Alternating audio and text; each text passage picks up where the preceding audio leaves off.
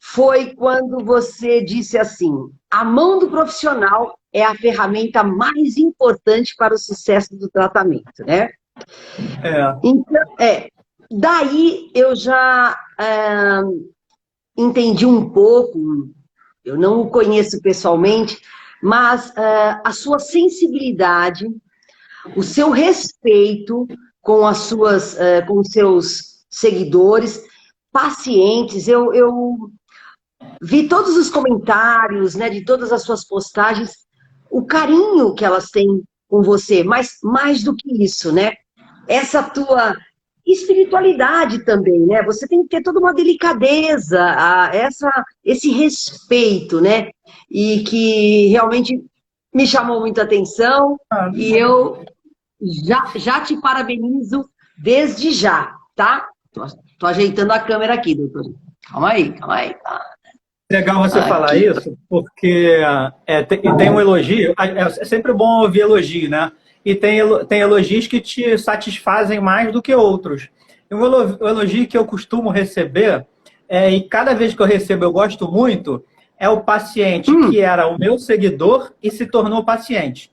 Então ele teve contato comigo pelo Instagram, e a partir do Instagram ele se tornou meu paciente. E eu tenho inclusive um áudio que essa paciente me elogiou, fez esse elogio por áudio, que é um áudio que eu guardo com o maior carinho.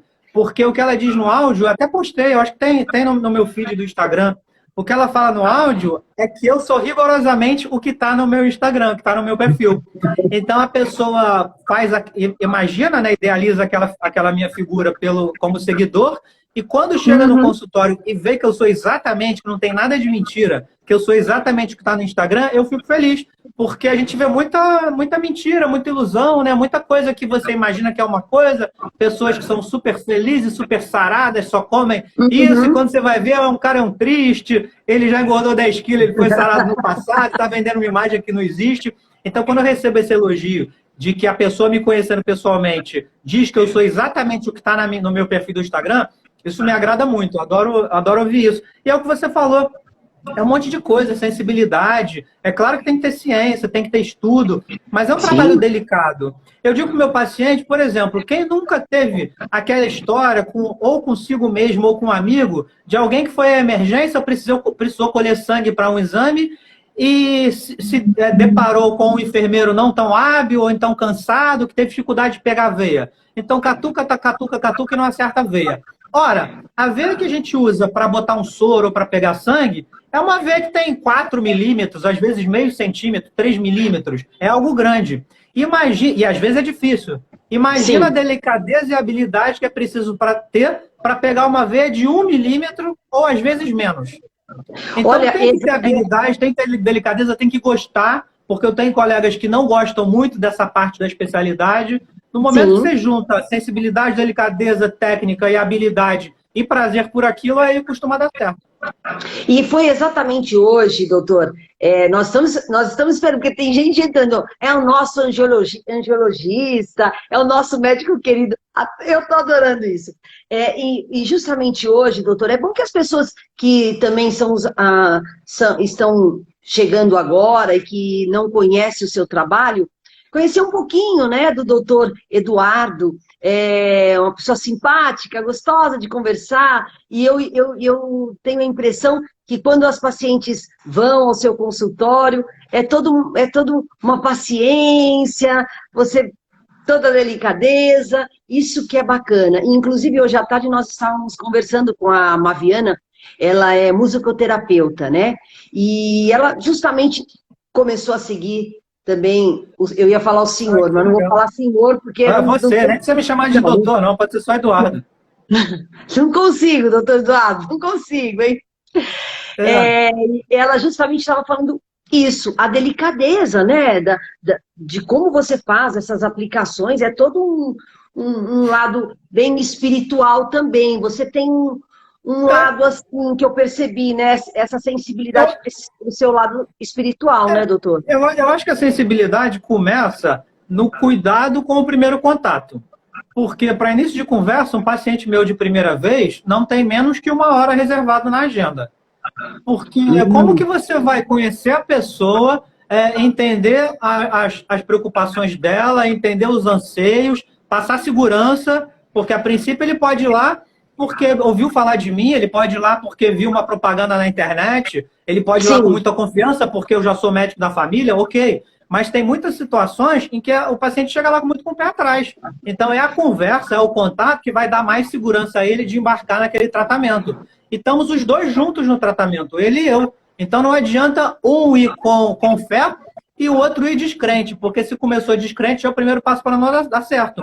E uma relação que começa sem pressa, com conversa, com explicação detalhada, com sinceridade, já é meio caminho andado para dar certo. Isso só é possível com uma consulta demorada, com respeito pela consulta. Não é possível que numa consulta de 10 minutos, como se faz por aí hoje em dia, você consiga tudo isso, segurança do paciente, confiança do paciente, ver quais são os problemas dele, fazer exame físico, fazer um prognóstico, explicar como vai ser o tratamento. Não dá.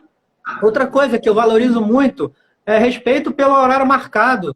Então, o paciente pode chegar lá às 2 horas, quando estava marcada a consulta dele, de coração aberto para conversar comigo, para expor seus problemas e tal. Mas se a consulta que estava marcada para 2, começa às 3h30, será que nessa 1h30 de espera, de desrespeito pela combinação, o coração dele vai continuar tão aberto assim? Eu já não sei. Acredito que não. Eu acredito que não. Eu acredito que não. Eu acho que uma das maiores virtudes que a gente pode ter, como pessoas em geral, e no meu caso como médico, é tentar se colocar no lugar do paciente. Se eu tivesse uma consulta de primeira vez marcada com o médico e ele reservasse 15 minutos na agenda para mim, eu não gostaria. Se eu tivesse uma consulta de primeira vez, ele marcasse comigo às 2 e só me atendesse às 4, eu também não gostaria. Então a relação já começaria deturpada por aí. Se é que começaria, porque talvez eu fosse embora. E eu brinco com meus pacientes. Imagine que você marcou de tomar um café agora com a sua melhor amiga no meio da tarde. E você marcou com ela às 2. Deu 2h30, ela não apareceu. Você espera por ela? Não, você vai embora. Se você não espera pela sua melhor amiga, por que você vai esperar por um médico que você nem conhece direito? Então, assim, não dá. Doutor Eduardo, vou falar doutor Eduardo, eu gosto assim, tudo certo. Doutor Eduardo, me conta uma coisa, o senhor tem uma clínica aqui em São Paulo também? O senhor atende no Rio, você atende no Rio de Janeiro e em São Paulo, Eduardo? O meu vínculo com São Paulo eu devo exclusivamente ao Instagram. Porque eu moro no Rio, o meu consultório é aqui no Rio, e eu sempre ouvi muita queixa, assim, entre aspas. Poxa, pena que você não atende na minha cidade? Eu recebo essas queixas de todos os lugares do Brasil. Mas como você pode imaginar, dadas as dimensões de São Paulo, é muito mais gente reclamando disso em São Paulo. Era, né? E eu falei assim, por que não? Então, 45 minutos de viagem, é só comprar uma ponte aérea. Por que não investir num lugar diferente? E aí comecei a ir para São Paulo a cada 3 semanas, mensalmente, de acordo com a demanda. Fico aí 2, 3 dias, de acordo com a demanda também. Adoro atender aí, é um perfil de paciente diferente.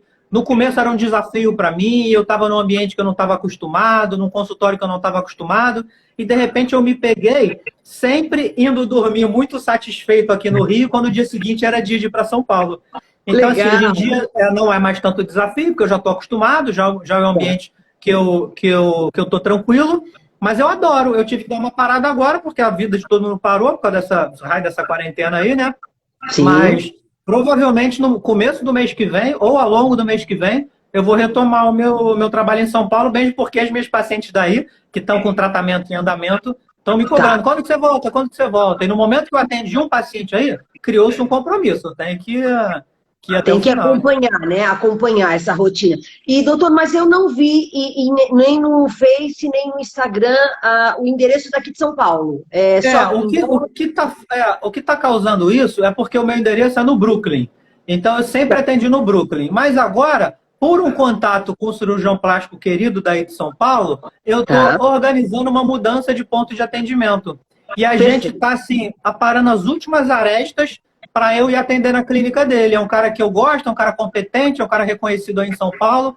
Eu já conheci a clínica dele, é um lugar super agradável. A gente está, assim, aparando arestas de agenda, porque ele precisa disponibilizar para mim uns dias de meio de semana. Seriam 2 ou 3 dias seguidos, porque eu vou aí uma vez por mês, mas quando eu vou, eu fico alguns dias. E a hora que a gente acertar a escala de agenda, a gente vai fechar isso. Aí eu vou recolocar os endereços. Até então, era o endereço antigo, e que eu tirei o antigo e ainda não coloquei o novo, mas em breve, e quando eu colocar o novo eu te falo. Por favor, porque agora a nossa conversa, o nosso bate-papo vai ser bem tranquilo, porque eu não vou usar nenhuma terminologia médica, porque eu sou só apresentadora e eu vou deixar isso tudo para você. E eu já vi algumas outras entrevistas suas, que no finalzinho da nossa conversa, nós até poderíamos fazer essa relação Covid com trombose. Eu vi até uma matéria sua, achei bastante interessante, que você foi bem esclarecedor sobre isso. Foi rapidamente, você esclareceu rapidamente, até o repórter quis esticar um pouquinho a conversa, mas você foi no ponto certo e o que a gente está aqui, na verdade, eu estava esperando que você respondesse. Então, eu gostei bastante. Vamos lá, eu recebi nessa tarde, assim, de uns 2 dias para cá, como eu abro no meu outro Instagram, no meu outro celular, muitas perguntas, doutor, tá? Claro que devem ser, assim, perguntas muito rápidas e que você está super acostumado. Depois, a última pergunta que eu vou fazer é assim, qual pergunta sobre varizes você não respondeu ainda? E é muito importante para que as pessoas saibam, né? Tá bom? Mas vamos lá. Engraçado isso. Pode falar. Desculpa te interromper. É engraçado isso porque eu recebo paciente no consultório de todos os perfis. Eu recebo aquele que fala pelos cotovelos, eu recebo aquele que não fala tanto, mas leva um acompanhante que fala muito, e recebo aquele que entra quietinho, sem acompanhante e não fala muito. E quando o paciente não fala muito, como eu sei que o motivo principal de uma consulta é esclarecimento, porque frequentemente eu nem começo o tratamento numa primeira consulta, ela está indo lá para receber informação, eu já ciente das perguntas mais manjadas, se o paciente não faz, eu faço e respondo eu mesmo. Aí eu falo, não, já que você não perguntou isso, eu sei que você, quando chegar no elevador, vai se lembrar que não perguntou e vai ficar chateado, eu já te respondo. Então eu já sei quais são as perguntas mais manjadas, as mais frequentes. Eu não saberia te dizer alguma que ainda não foi feita, mas provavelmente deve ter alguma, não sei. Então, doutora, vamos pensar nisso, porque deve ter alguma, porque todo mundo, você como é um bom estudioso, você está sempre com bons livros, eu percebi que você estuda muito sempre, então deve ter, poxa vida, isso nunca ninguém me perguntou. Então, da próxima, nós vamos estar falando sobre isso, tá bom? Vamos lá, olha, vamos começar assim. O que são varizes, doutor? Varizes são veias dilatadas e tortuosas. O mais importante é tortuosidade. Por quê? Porque isso gera confusão. Pensa você, por exemplo, na veia que tem no dorso da sua mão. Ela pode te parecer dilatada, você sente ela saltada na pele, ela está visível ao olho nu. E aí você pode pensar, poxa, é uma variz. Mas não, a principal característica de uma veia varicosa é a tortuosidade. Então, a veia que você olha agora no dorso da sua mão, ela está altinha, ela está saltada, mas ela é retilínea. Ela até faz algumas curvas, mas curvas tênues. Ela não é em zigue-zague. Então, a principal característica de uma veia para ser considerada varicosa é a tortuosidade, além de dilatação. E os fatores que causam as varizes? Quais são os fatores mais predominantes, assim, doutor? Os principais que a gente vê constantemente no consultório são história familiar. Numa mesma família você vê com muito mais frequência varizes, sexo feminino, porque o desenvolvimento de varizes está intimamente ligado aos hormônios femininos, e pílula anticoncepcional, pela mesma razão, porque pílula é hormônio extra que você está tomando. Não bastando os hormônios que os seus ovários já produzem, você ainda vai na farmácia e compra uma dose extra de hormônio. Então, história familiar, sexo feminino e pílula anticoncepcional. Existem N outros fatores de risco que, a meu ver, não tem o peso que tem esses 3 fatores que eu te falei. Então, é importante, caso você tenha a sua mãe, a sua tia, assim, essas coisas você tem que ficar de olho, porque provavelmente você pode ter, é isso. É isso. Eu acho que tudo na vida tem lado bom e lado ruim. O lado bom dessa história familiar é que justamente as pessoas que são mais vulneráveis por terem mães com varizes e avós com varizes ficam mais encucadas, mais preocupadas e costumam chegar ao consultório mais precocemente. E, doutor, tem um tratamento preventivo? Existe isso? É necessário, sim ou não? Tratamentos preventivos são sempre fuga dos fatores de risco. Então, fator de risco história familiar não tem como fugir, porque você não vai mudar a sua genética. Fator de risco sexo, você não vai mudar de sexo. Fator de risco pílula, dá para mudar. Então, a gente muda radicalmente a história venosa de uma paciente quando ela deixa de tomar pílula. As outras mudanças que a gente tem para se precaver estão mais relacionadas aos fatores de risco menores que eu não falei. Por exemplo, o fator de risco para ter varizes, obesidade, sedentarismo. Então, se você, através de uma dieta, mantiver o seu peso saudável, você está se protegendo. Se você fizer atividade física, principalmente que movimente bastante as pernas, você está se protegendo. Então, a melhor prevenção é fugir dos fatores de risco. Não existe prevenção medicamentosa. Eu não prescrevo medicamento para ninguém para ele ficar livre de varizes. Então, principalmente, fugir dos fatores de risco. A medida, além de fuga de fatores de risco, a medida física, que eu poderia dizer como mais preciosa para proteger um paciente de varizes, é o uso regular de meia de compressão. Um paciente que tem tendência a ter varizes, tendência familiar, ou já começou a desenvolver varizes, e quer dar uma freada nesse desenvolvimento, o uso de meia de compressão, principalmente se ele tem um trabalho que o obriga a ficar muito tempo de pé, isso sim pode ser preventivo da evolução do problema. Mas eu tenho muito cuidado, antes de falar em meia de compressão em rede, como a gente está fazendo, porque existem alguns pacientes que podem se prejudicar do uso dela. Então, é fundamental que você só use a sua meia de compressão depois de ser examinada por um vascular e que ele lhe prescreva.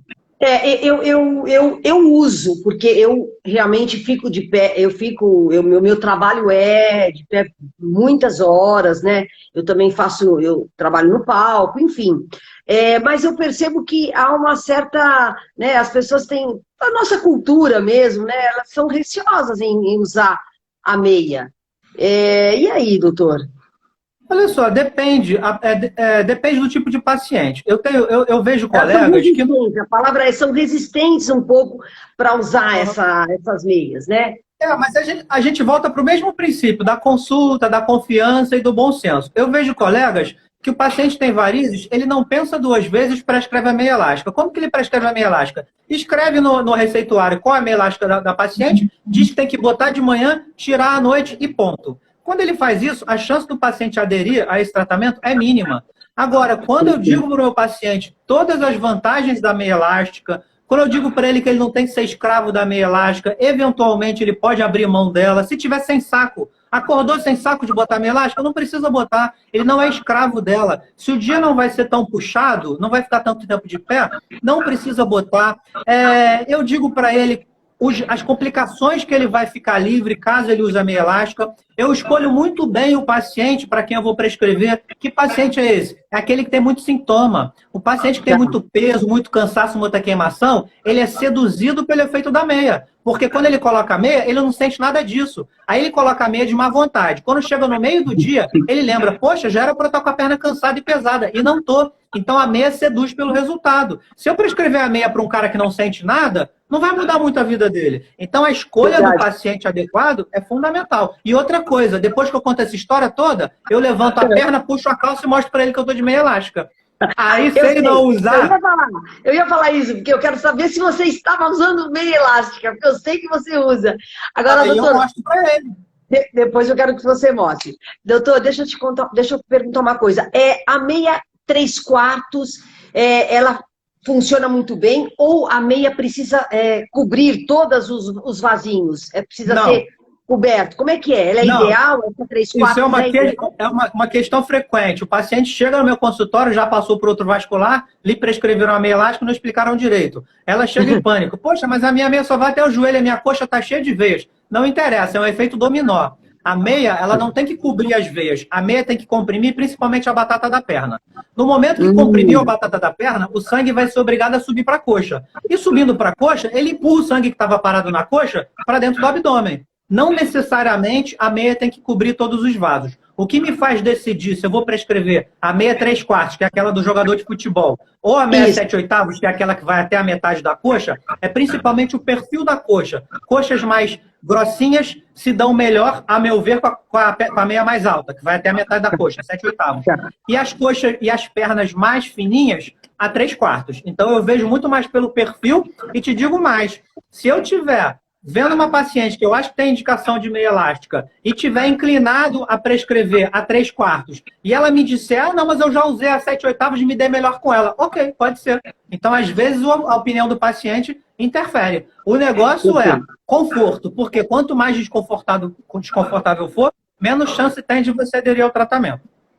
Isso é verdade. Então não tem uma ideal, aí depende do perfil do Não tem do ideal, paciente. não. Eu diria para você que a mais frequentemente prescrita é a 3/4, que é igual do jogador de futebol. É a que eu mais prescrevo.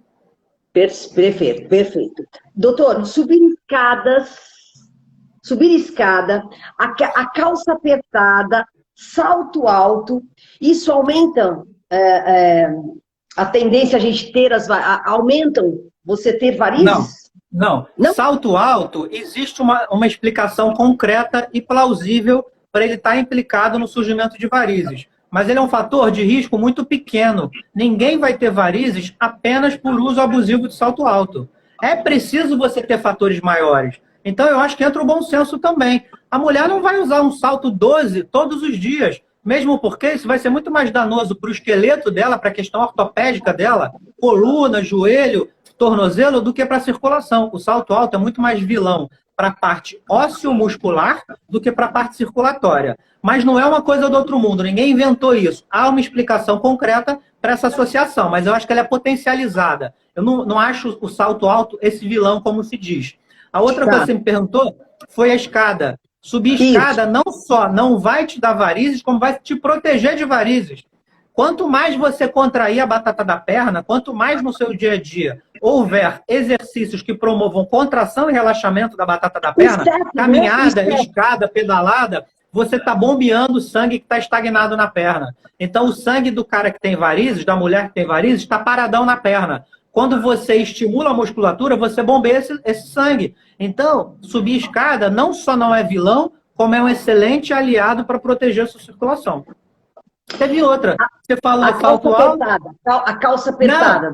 Não, calça apertada não. Não dá varizes, não. É um outro fator de risco pequeno. Se ela tiver apertada o suficiente para fazer um garrote na perna, você vai ter incômodos que vão te obrigar a tirar a calça muito antes de você ter varizes. Você não vai tolerar usar uma calça que esteja apertada a ponto de fazer garrote. Então, se é uma calça que a mulher tolera usar, ela não está apertada a ponto de fazer garrote. Pode usar.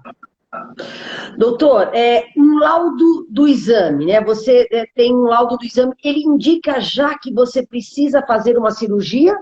Ou é o profissional que analisa? Como é que é isso? Ô, Celeste, se nem eu sei, às vezes, qual é a melhor coisa a se fazer no momento, não vai ser o laudo que vai fazer. O laudo, ele diz, o ecodoppler que você está falando, ele diz pra gente aonde estão as veias doentes, qual o tipo de sobrecarga, mas as veias superficiais a gente examina tocando o paciente, examinando. As veias mais profundas, como por exemplo a safena, quando o paciente é mais gordinho, a gente tem dificuldade de perceber a situação dela ao exame físico. Aí o Doppler se faz necessário. Então, a grosso modo, a principal função do Doppler é avaliar as veias mais profundas da perna e avaliar se há sobrecarga ou não na safena. No momento que há sobrecarga, diante do grau de sobrecarga, da intensidade, da altura da sobrecarga, a gente vai julgar no consultório se aquele paciente merece um tratamento invasivo ou não. Mas eu já adianto, que talvez seja esse o teor da sua pergunta, que eu recebo muito paciente que vem com laudo de Doppler dizendo que a safena está sobrecarregada, que ele está cheio de varizes, e apesar disso ele não tem indicação de tratamento. A gente não trata o exame, a gente trata a Dona Maria, a gente trata o seu João. O exame não é alvo de tratamento, o exame é um complemento, é por isso que ele se chama exame complementar. O paciente, ele é julgado 1 a 1, independente da gravidade do resultado do seu exame. Perfeito. As atividades físicas, doutor, incentiva isso para esse pessoal todo aqui parado? Diga. Todas as atividades físicas, Celeste, mexa-se. A minha recomendação é mexa-se. Aí você vai me perguntar, existem atividades melhores que outras? Podem até existir para circulação. As atividades aeróbicas que você promove, contração e relaxamento da batata da perna, são melhores para ativar a circulação. Pedalada, caminhada, natação, subir escada. Mas o meu lema é, escolha uma atividade que te dê prazer. Porque ao ter prazer, você vai ser mais longevo com essa atividade. Não adianta você escolher a atividade que o seu médico recomendou se você não gosta dela. Por quê? Daqui a um mês você vai sair. Então, eu prefiro que você escolha a atividade que tem mais chance de você permanecer do que a atividade que esteja mais relacionada à proteção contra as varizes. mesmo porque qualquer atividade física que promova o movimento das pernas é saudável para a circulação, inclusive a musculação, que as pessoas erradamente tomam como vilã. A musculação, inclusive, ela é saudável, ela vai proteger você de ter varizes no futuro, e se você já as tiver, vai te proteger da evolução desse problema. E, doutor, uma vez que eu fiz uma cirurgia de varizes, né? Ela volta. Como é que é essa rotina que eu tenho que... Porque uma vez que você fez, você já tirou a veia nutridora, né? E aí, como é que faz? Ela volta? Não, a veia que você tirou, ela foi pro lixo. Literalmente, a gente acaba a cirurgia, eu jogo um monte de tripinha, umas tripinhas feias pra caramba que é a veia depois que a gente tira. Joga no lixo. Eu brinco com o meu paciente, aquela tripinha não vai voltar do lixo para você. A questão é, você tem uma rede venosa na perna quase infinita. É muita veia. E quando eu opero você, ou quando eu trato você com espuma, ou com aplicação, ou com laser, não vem ao caso, eu estou tratando a consequência, eu estou tratando a veia que já está doente. Mas você ainda tem veias saudáveis que no futuro podem se tornar doentes porque eu não estou mudando o seu sexo, que é um fator de risco, eu não estou mudando a sua história familiar, que é um fator de risco. Então, vários dos fatores que te predispõem a ter varizes vão continuar lá. Por isso, no futuro, novas veias podem se tornar varicosas, mas aquelas tratadas não voltam mais. Não voltam mais. E aí, qual que é o tratamento? Me fala um pouco do tratamento que a gente pode fazer para essas varizes, doutor. Primeiro, eu vou te falar uma coisa que é uma dúvida do paciente. Todo tratamento de varizes, eles têm nomes muito bonitos. Cada nome é mais bonito que o outro. Mas eles consistem Fala devagar, todos... doutor. Fala devagar que eu estou anotando tudo aqui. Fala devagar. Não, mas olha só. Eu tenho um costume com o meu paciente de sempre usar os termos técnicos seguido do termo popular. Por quê? O termo popular é para todo mundo entender. E o termo técnico é para te permitir ir ao Google depois. Então você tem que ter as duas informações. Mas o que eu estava falando não é relacionado a termo técnico, não. Estou querendo dizer que os nomes são muito bonitos, mas todos os tratamentos consistem em detonar a veia, fazer mal para a veia. A medicina não conseguiu ainda pegar uma veia que está funcionando mal e fazê-la funcionar bem. Então, o laser, nossa, que bonito o laser, super moderno, né? Ele queima a veia. Espuma, que bonito, super moderno, ele entope a veia. Cirurgia, poxa, tratamento invasivo, ele arranca a veia e joga lá no lixo. Aplicação convencional, inflama a parede da veia e entope. Então, todos os tratamentos consistem em detonar a veia. A gente só precisa entender o tamanho da agressão necessária para aquela veia. Porque eu não vou matar uma formiga com tiro de canhão. Não é adequado. Uma formiga eu mato com a pontinha do dedo. Eu vou usar o tiro de canhão quando estiver vindo um tanque na minha direção. Então, a gente vê a veia e decide o tratamento de acordo com a ciência, com os estudos, de acordo com a sensibilidade, de acordo com a experiência, mas de acordo também com a intensidade da doença venosa. Eu tinha um professor que dizia que não adianta a doença ser benigna se o doutor é maligno. O tratamento não pode ser mais agressivo do que a doença. Para uma doença branda, tratamento brando. Doença agressiva, tratamento agressivo. A partir daí a gente decide. Você quer que eu fale mais um pouquinho sobre cada método? Por favor, doutor, por favor. O método mais empregado é a escleroterapia. Escleroterapia química. É a famosa aplicação. Aquela injeção, agulhinha bem fininha, que a gente vai injetando nas veias, injeta um remédio dentro das veias, esse remédio promove uma inflamação na parede da veia e com isso a veia seca. Então, rigorosamente, é secar as veias. O termo secar veias é um termo popular, mas a cultura popular é sábia, é secar a veia. Esse tratamento, ele é adequado para aquele vaso bem fininho, que parece uma teia de aranha, que é cor de vinho. É um tratamento que a gente pode usar... No teu Insta você demonstra, né? Tem muita foto e vídeo de eu fazendo isso. Se o pessoal quiser ver depois, é interessante. Esse tratamento, ele pode ser feito com 2 ou 3 remédios diferentes. Então, para você ver como é importante a conversa com o paciente. Às vezes eu olho uma veia e acho que ela vai ceder ao remédio X, a glicose, por exemplo. E eu faço uma primeira sessão e fico meio frustrado. Não cedeu bem. Eu tenho outros 2 ou 3 remédios que agem de maneira diferente para eu tentar. Eu não preciso ficar cozinhando aquele paciente, como eu vejo muito colega meu fazer. E eu faço uma analogia a uma briga. Você está brigando com um cara grande. Aí você dá um soco nele. Ele nem sente o soco. Eu não vou ficar insistindo no soco. Eu vou pegar um pau, eu vou dar um chute nele. Eu vou tentar uma outra maneira de vencer o meu adversário.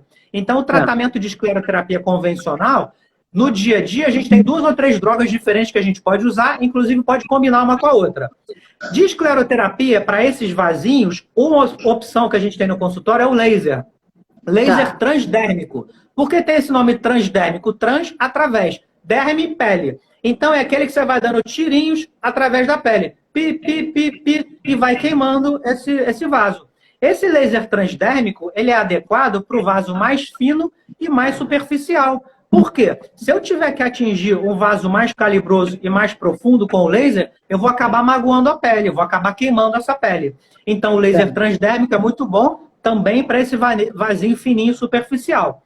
E se esse vasinho já está um pouco mais grosso, já é uma veia varicosa, ainda não aquela muito grossa, mas já um pouquinho mais grossa, mais esverdeada, a gente ainda pode usar a injeção convencional, a gente ainda pode usar o laser, mas a gente já pode começar a pensar na espuma. A espuma densa é um tratamento de aplicação também, mas a química que a gente injeta na veia não é um remédio na forma líquida, como a convencional. A gente transforma esse remédio numa espuma que se chama densa porque ela tem consistência de creme de barbear ou de mousse de cabelo. Já é um tratamento mais adequado para veias mais calibrosas. Mas inclusive, isso dói, né, doutor? Minha mãe sofreu muito com isso. Minha mãe sofreu muito com isso, viu? Ela fez. Dói, Ela né? fez Dói. A espuma? É, fez. Olha só, a espuma não costuma doer muito, não. O tratamento de vasinhos requer mais espetadas e causa mais ardência no paciente do que o de espuma densa. O tratamento de espuma densa, quando você tem muitas veias a serem tratadas, ele dói o pós. Você fica uns dias com a veia inflamada e isso é bem doído. E aí eu já emendo esse assunto te falando uma outra pergunta que as pessoas fazem muito. Se você pode fazer veias de qualquer calibre do meu polegar, se eu posso fazer no consultório por espuma, então qual paciente eu levo para cirurgia hoje em dia? Eu levo para cirurgia o paciente que tem veias desse calibre em grande quantidade, porque o tratamento de espuma densa no consultório fica arrastado e sofrido. É melhor anestesiar, botar na mesa de cirurgia e fazer uma limpa numa tacada só. Então, às vezes que há uns anos atrás a gente só podia tratar com cirurgia, hoje a gente pode tratar com espuma. Mas se você tem dessas veias em grande quantidade, aí ainda é melhor levar para cirurgia. Isso é tênue, a decisão é uma coisa tênue. E pelo que você está dizendo, não existe um método melhor que o outro, então, né, doutor? Não, essa pergunta eu respondo muito. E a resposta que eu dou é sempre a mesma. Se eu perguntar para você qual é a melhor ferramenta, chave de fenda ou martelo, você vai querer saber. Depende, é para parafuso ou é para prego? Para um prego, o mais adequado é o martelo. Para um parafuso, é a chave de fenda. Eu não posso dizer que uma é melhor que a outra, depende da situação. Inclusive, é muito frequente que ao longo de um mesmo tratamento com o mesmo paciente, eu use mais de uma ferramenta. Porque o mesmo paciente vai ter vasinho fininho, tipo teia de aranha, cor de vinho, e vai ter aquela veia mais azulada, mais saltada. Eu vou usar uma ferramenta para cada veia. O paciente pergunta, qual ferramenta você vai usar primeiro? Não sei, qual veia a gente vai secar primeiro? Quando o tratamento é estético, eu peço para o paciente me mostrar quais são as veias que mais o magoam esteticamente. Então eu vou começar pela área que está fazendo ela estar mais triste. E aí ela vai me apontar, é essa área aqui. Aí eu vendo aquela área, vejo o tipo de veia e decido. Não, para essa veia aqui, o melhor é laser, o melhor é injeção, o melhor é espuma. E aí vai. Doutor, aqui tem uma pergunta aqui. Os vasinhos que aparecem no rosto, eles têm como acabar? Isso tem alguma relação com varizes? Sim, não? Eu não gosto desses vasinhos. A gente podia fingir que essa pergunta não aconteceu. Esses vasinhos são um calo no meu sapato. Por quê? Porque eu acho contraindicado você fazer a injeção no rosto. Existem pequenas complicações que a gente tolera muito bem na perna, mas que são intoleráveis no rosto. Então, na minha opinião, está fora de cogitação eu fazer a aplicação convencional no rosto. Existem profissionais que fazem e eu não estou autorizado a dizer que eles estão errados. São condutas diferentes. A meu ver, eu não faço hipótese alguma. No momento que eu não faço injeção no rosto, o que me sobraria? A única técnica que não envolve injeção, que é laser. E eu já fiz muito laser no rosto. Só que eu não obtenho bom resultado. E eu sou sincero com o meu paciente, eu não vou enganar ele. E eu penso, será que eu não obtive bom resultado porque o meu laser não era o adequado para isso? Mas eu já vi resultados de colegas que trabalham com outros lasers e também não vi bom resultado. E por não ter bom resultado, eu parei de fazer. Ao parar de fazer, e ver pacientes no meu consultório precisando disso, eu me sinto angustiado. Falei, eu sou a ponte desse paciente. Ele está precisando de mim, eu não tô atendendo a ele. Então, eu fico atento a colegas que dizem ter bom resultado. E já aconteceu mais de uma vez de eu pegar um paciente meu, indicar para colegas que dizem ter bom resultado, e o paciente voltar sem o bom resultado. E eu acho que quando eu encaminho um paciente para um colega, é o meu aval, é a minha palavra que está ali. E se ele volta sem bom resultado, ele sofreu porque dói, ele gastou dinheiro porque é caro, ele criou uma expectativa que foi frustrada e eu participei daquilo. Então, por que eu digo que é a pedra do meu sapato? Eu continuo dizendo que o adequado é o laser, mas eu não sou bom nisso, eu não consigo dar bom resultado com o meu aparelho de laser e ainda não vi nenhum colega meu que me mostrasse na prática bom resultado com isso. Então, nesse aspecto, eu deixo meu paciente na mão. Isso me incomoda muito, eu espero mudar esse discurso em breve, mas no momento esse discurso é de frustração. Doutor, veio mais uma pergunta, mas eu acho que o senhor já respondeu no começo. Todas as veias visíveis são varizes? Não necessariamente, não, né? Não. Imagina aquele cara da academia, aquele fisiculturista, bombadão, fortão, que você vê todas as veias do corpo dele. O cara não é uma varize ambulante. Você vê as veias dele porque ele tem musculatura desenvolvida e baixo percentual de gordura. O lugar onde as veias superficiais se escondem é o tecido gorduroso. Se você for sequinho, a veia vai aparecer. Então, a pessoa mais magrinha, veias saudáveis vão aparecer, mas elas não necessariamente são varizes. Por quê? Volto a dizer, a principal característica para uma veia ser classificada como varicosa é a tortuosidade. Ela apenas está saltada na pele mais retilínea, não a classifica como varicosa. E existem vários graus de varizes, certo? Os graus de varizes, a gente chama de classificação CEAP, é uma coisa técnica apenas para facilitar a comunicação entre médicos e para facilitar a disseminação de informação. Então, se eu vou ler um artigo e no começo do artigo médico o cara me diz qual é a classificação CEAP, eu já idealizo na minha cabeça que tipo de paciente é aquele. Para a gente, no dia a dia, eu apenas separo entre vasinhos e varizes. Para o paciente, eu só preciso saber isso. Se é vasinho, se é variz mais fininha ou se são varizes de grosso calibre. A classificação no dia a dia entre o médico e o paciente é essa. E, doutor, então, assim, as varizes, ela não é uma doença curável, né? É uma doença crônica. Como doença crônica, o paciente tem que estar sempre em acompanhamento. Eu, quando dou alta para um paciente no meu consultório, ele sai feliz porque as pernas estão limpinhas. Quando que eu espero que esse paciente vai voltar? Geralmente a cada 2 anos, 1 ano e meio, 2 anos, eu fico feliz com isso. Se ele volta a cada ano e meio, 2 anos, geralmente com 1 ou 2 sessões, eu limpo de novo essa perna. Isso é o que eu chamo de tratamento de manutenção bem sucedido. Se a cada ano e meio ou 2 ele fizer 2 sessõezinhas na perna, ele mantém limpo. Como a gente conhece o ser humano, nem sempre isso acontece, ele some por 3, 4 anos, 5 anos, volta ao consultório com uma quantidade maior de vezes, mas aí com 4, 5, 6 sessões eu resolvo. Se o paciente volta num período menor que 1 ano, isso é frustrante para mim, não era para voltar. Então, é uma doença crônica que vai requerer manutenção, da mesma maneira que requer a sua ida ao dentista. É a mesma coisa. E você, ao dentista, ainda tem que ir com mais frequência, que você vai semestralmente. Se você for ao teu vascular a cada ano e meio, tá de bom tamanho para manter a perna limpa. É muito mais além do que a questão estética, né, na verdade, né, doutor?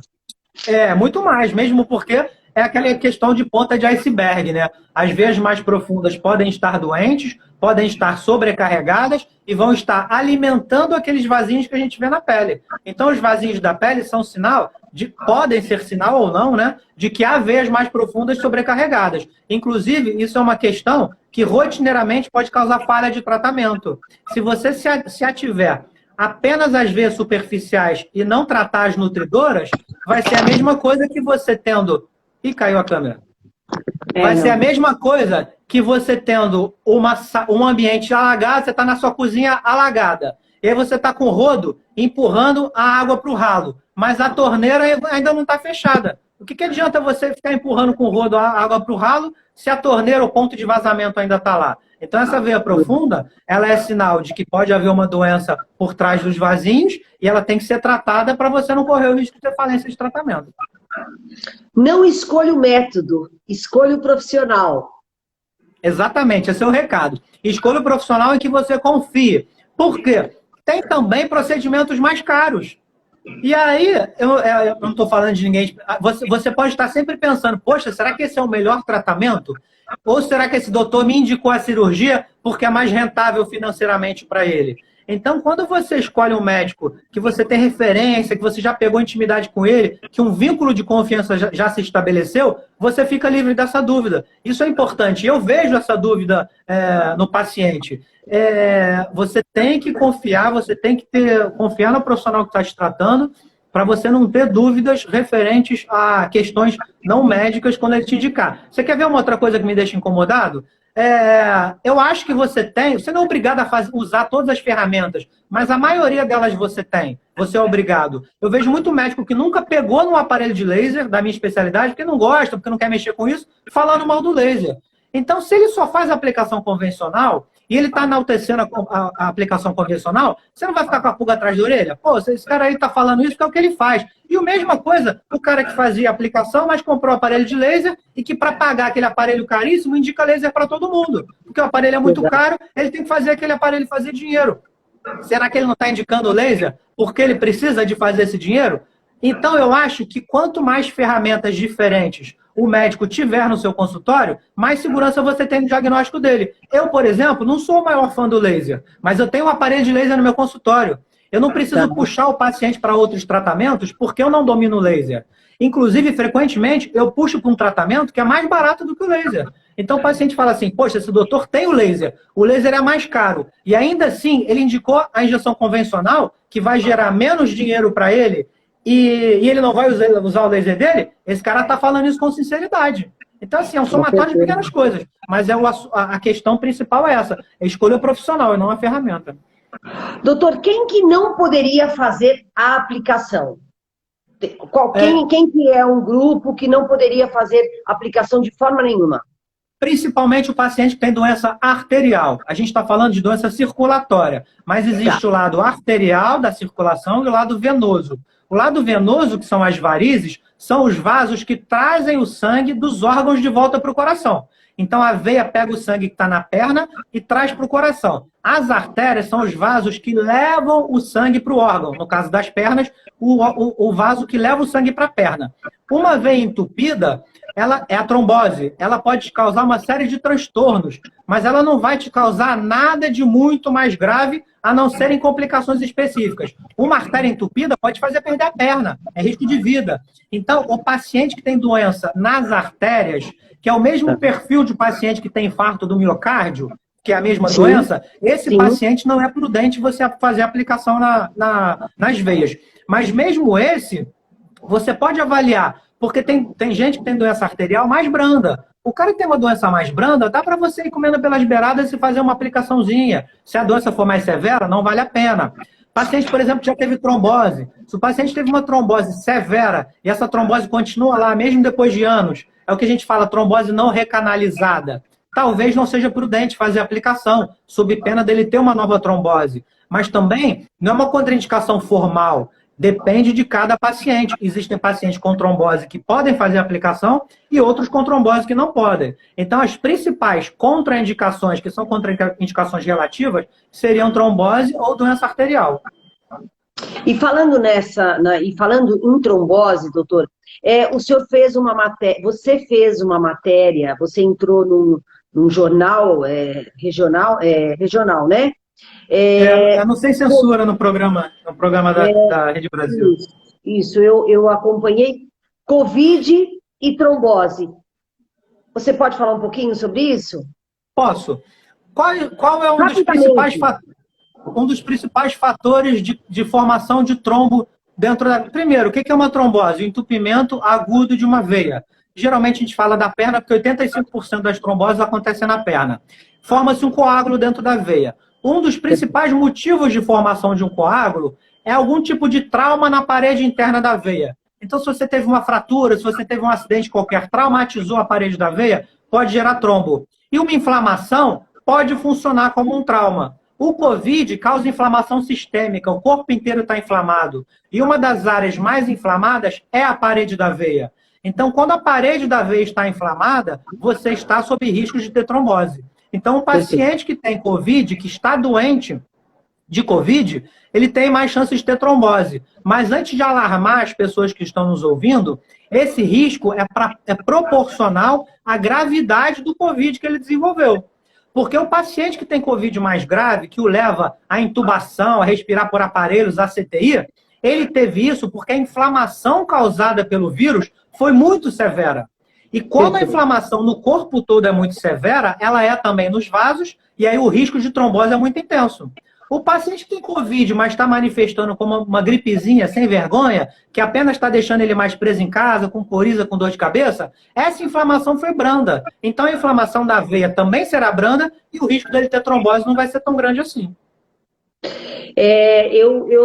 Com certeza, nós vamos estar fazendo outra live, né, doutor, para poder esclarecer ainda mais, porque o assunto é bem extenso. Eu nunca tinha, eu procurei estudar um pouco, né, ler sobre vários outros assuntos, e que me chamou a atenção, varizes pélvicas. O senhor pode falar alguma coisa, um pouquinho sobre isso? Primeiro, variz é uma doença da veia. Então, qualquer lugar do corpo que a gente tenha veia, a gente pode ter varizes. Como a gente tem veias no corpo inteiro, a gente pode ter varizes no corpo inteiro. Inclusive, a hemorroida são varizes na porta dos fundos, no ânus. E por quê? Eu uso esse termo bem popular porque é uma coisa que deixa o paciente constrangido. O sistema venoso da porção final do intestino chama-se plexo hemorroidário. O nome técnico da doença é varizes hemorroidárias, que popularmente se chama de hemorroida. Então, a pessoa que tem varizes na perna tem mais chances de ter varizes hemorroidárias também. E tem mais chances de ter varizes no esôfago, que é uma outra doença, mais associada a uma doença do fígado, não entra muito no nosso assunto, mas tem chances de ter doença na pelve, que são as varizes pélvicas. Eu te pergunto, se as veias vêm da batata da perna, vêm da coxa, passam pela virilha e se encontram na pelve para drenar o sangue para a veia cava, por que a gente teria varizes na coxa, na batata da perna e não teria na pelve? É rigorosamente a mesma doença, apenas deixou de estar isolada na perna e está na pelve. As varizes pélvicas é mais delicado da gente decidir o que fazer, porque o exame físico não é tão fidedigno, às vezes são internas. Então não adianta botar a mão no paciente. Eu, quando examino meu paciente na perna, mesmo que eu não tenha Doppler, que eu resolva não fazer o Doppler, eu tiro um bom proveito do meu exame físico. Na pelve não tem jeito, a veia está profunda. E as veias da pelve podem envolver ovários, podem envolver o útero, tudo isso é pelve. Quando elas envolvem os ovários, elas podem estar associadas à infertilidade. Então, uma mulher que está com dificuldade de engravidar, existe a possibilidade dela ter varizes ovarianas, que é um tipo de varize pélvica, que é variz pélvica. Varizes uterinas podem causar dor no período pré-menstrual, pode causar dor durante a relação sexual. São queixas vagas, mas elas existem. As varizes pélvicas podem ser tratadas, mas o tratamento das varizes pélvicas é quase sempre invasivo. Geralmente é espuma, geralmente é feito em centro cirúrgico, que é uma veia mais profunda, mais delicada. Então, se o tratamento é mais agressivo, a gente volta pelo que eu falei no começo da live. Se o tratamento é mais agressivo e eu vou ser obrigado a usar uma ferramenta mais agressiva, que eu tenha certeza que o paciente precisa muito daquilo. Então, primeiro eu tento tratar com remedinho, vamos ver se com remedinho a gente melhora a dor, a relação sexual, vamos ver se não tem outras causas para o paciente estar tendo dificuldade de engravidar.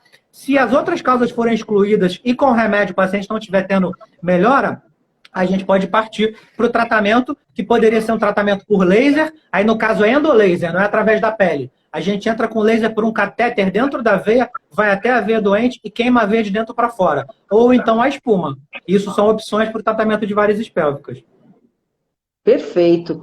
Doutor, o senhor mais do que nunca provou aqui que realmente a delicadeza, esse atendimento único, né, requer muito cuidado, né, muito, e todo o tratamento aí que o melhor tratamento indicado realmente é aquele que o paciente não corra risco nenhum, né, com certeza, e isso eu percebo a sua sensibilidade mesmo, muito. Eu nem sei se a gente tem tempo, você quer ver uma coisa engraçada? Eu vou te dar um exemplo. Tem muito paciente que chega ao meu consultório com uma ou outra veia varicosa na perna. E aí ela não sente nada, não sente dor, não sente peso, não sente cansaço, não tem câimbra, não tem inchaço, que são queixas típicas de varizes que a gente não falou muito. Ele não sente nada disso. ele está incomodado esteticamente. Então eu seco aquela veia para dar ao meu paciente o que ele está precisando, uma melhor estética.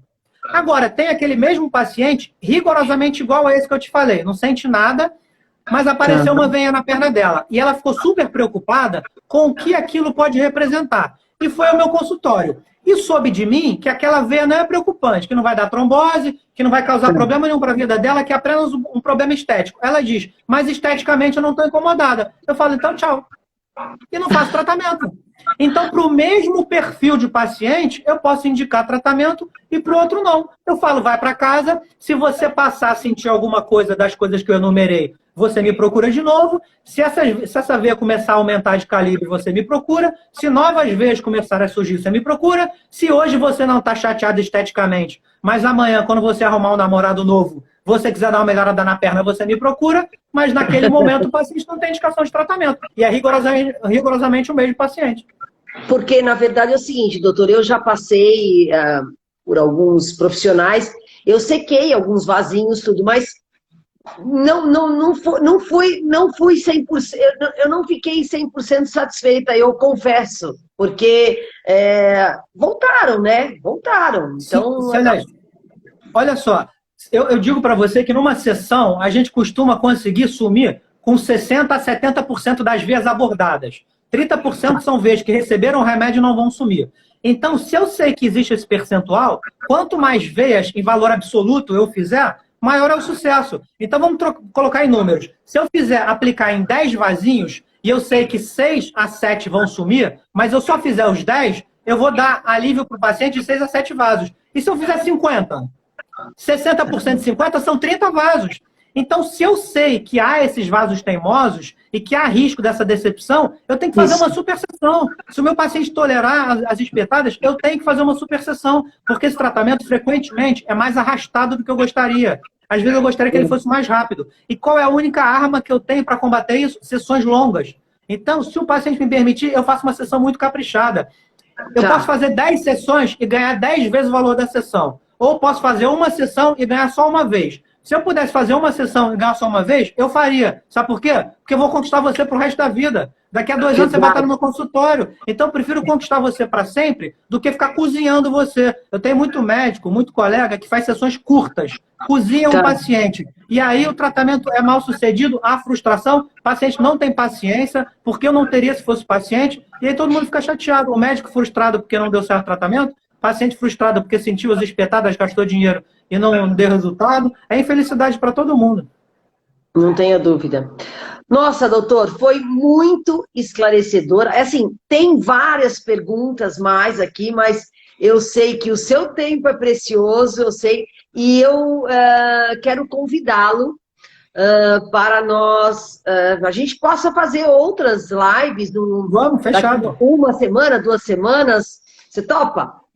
Você me convidou, aceitei de cara, por que eu não vou aceitar no segundo convite? E vou convidá-lo para fazer um outro trabalho também, que a gente tem um trabalho no SBT, algumas outras dicas bem bacanas, e aí eu quero que você faça parte aí desse grupo. Fechado, tô dentro. Eu tenho só que te agradecer grandemente, gratidão a você, a essa tua simpatia, a tua paciência, né? Porque tem perguntas assim que a gente sabe que as pessoas já fizeram, que você já respondeu, acho que 1 milhão de vezes, mas você com todo carinho, teve a paciência, respondeu. Eu tenho um monte de perguntas aqui, doutor, mas eu não consigo. Mas para o paciente é a primeira vez, para mim é a 1000ª vez, mas para o paciente é a primeira vez que ele vai ouvir isso. Então tem que responder com a mesma boa vontade de sempre. Para mim é a 1000ª, para ele é a primeira. Olha, a Vânia tá. Eu vou dizer rapidamente aqui: a Vânia diz, ele é o melhor doutor Eduardo. Você sabe por que ela está dizendo isso? Porque ela é minha mãe. Ah, que linda!